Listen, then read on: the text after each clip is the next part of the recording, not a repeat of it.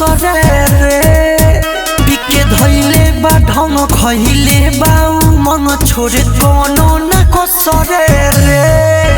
बारे पुत देले पुराई जवानी सखी ढके बालटिन में का दौरी पानी सखी केहू कोमर रंगता केहू ताल रंगता एगो मोर ह भातार ढोरी खाल रंगता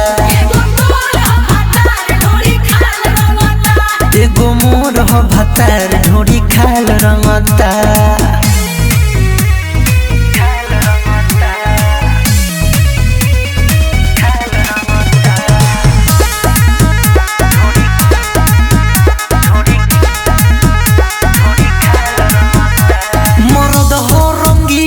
सामान कोइले गिला भिजल बा पोरे पोरे रे